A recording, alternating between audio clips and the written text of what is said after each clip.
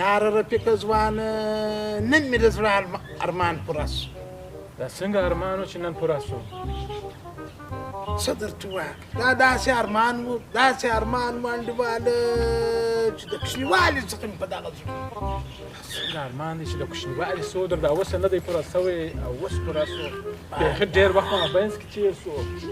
انډیواله ډېر وخت مې کوښښ پسې وکړ و غږ مه لره رفیقه داسې تکلیفونه داسې خواري به هم راباندې چیرې سوي دي د دغه ارمان دپاره چې مال خامخا به د ارمان سره کومه همداسې وخت راغی رفیقه ځوانه چې پر دغه باندې وبېرېدلم مال داسې نه چې د ارمان انډیواله پورته یوسو.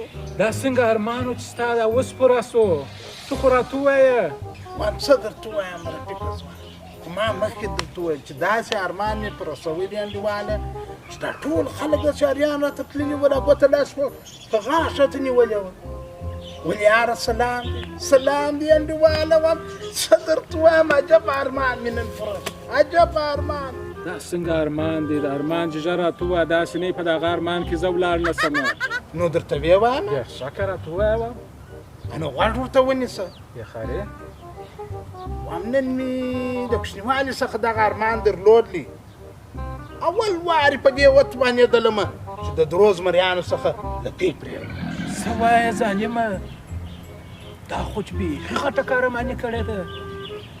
یعنې په ژوندون یې چې لکۍ ځینې پرې کړلې یا په مړینې په ژوندون یې نو څوک ځینې پرې کولی شي. دا خو چندانې کارماني نه وه د سهاره سیګار یې موږ ټول څه کیسه ده. دا خو چې په مړونې ځینې پرې کړې دي هغه چې خو زموږ کور د لکیانو ډک دی.